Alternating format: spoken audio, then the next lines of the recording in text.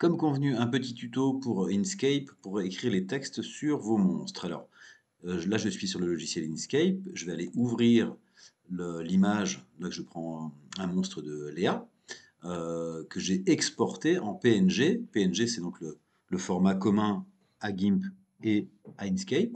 Donc, une fois qu'on est dans GIMP, on exporte, on le met en PNG. Et là, je vais l'ouvrir dans le logiciel Inkscape. Une fois qu'on l'a ouvert, on enregistre tout de suite, fichier enregistré sous, et il va se mettre en SVG, donc ça va générer un nouveau fichier avec ce format-là, qui permettra d'être retravaillé par la suite. Donc je l'enregistre, et je peux commencer à travailler. Donc ici, avec l'onglet texte, le A, on écrit simplement le texte. Je vais écrire famille. Si on sélectionne le texte en double-cliquant dessus, on peut changer ensuite la police. Donc là, je vais faire un petit peu au hasard. Alors, je vais choisir celle-là, et on peut choisir la taille, la dimension de, du texte. Donc là, je vais l'augmenter un petit peu. Et ça se déplace comme on veut. Si on tire sur les flèches, on peut également changer la taille. Ici, on peut changer les couleurs.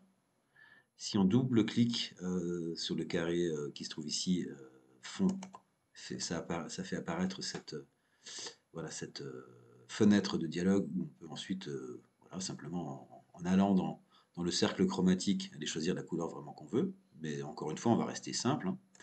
Et voilà, et on génère comme ça le texte qu'on a envie. Moi, je vais l'appeler Babatruc.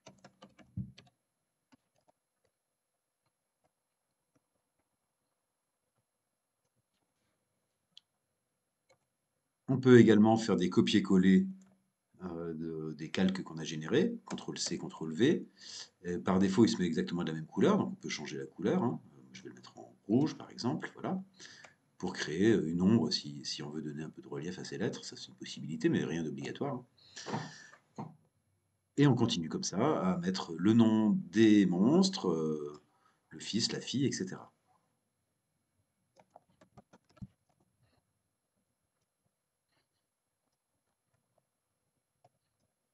On peut également utiliser le rectangle si on a envie de faire ressortir un endroit où il y a du texte. Il suffit pour ça de simplement faire le rectangle comme ça. Et si vous avez double-cliqué ici, donc vous avez accès à cette fenêtre de dialogue qui permet de gérer les transparences, hein, plus ou moins foncées, plus ou moins claires, plus ou moins opaques. Mais vous voyez là, le mot fils, il est au-dessus du calque, en dessous du calque rouge.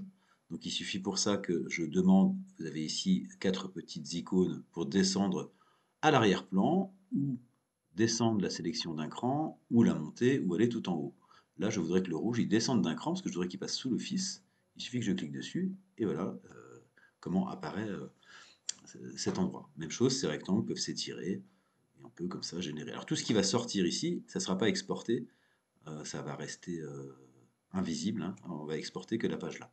Donc une fois qu'on a terminé, on enregistre, CTRL S, et on exporte. Fichier exporté au format PNG. Vous allez préciser où et comment vous voulez exporter.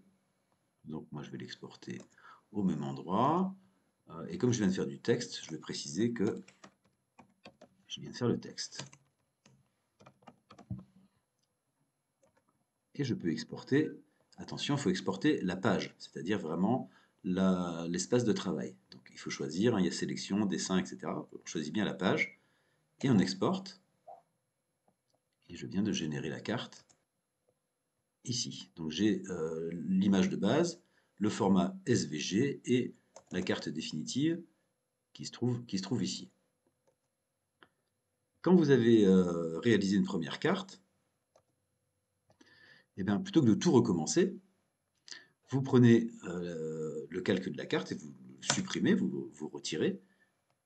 Vous faites un enregistrer sous, c'est-à-dire on va créer un nouveau fichier et puis on va aller chercher un autre. On va réaliser une autre carte. Donc là c'était le fils.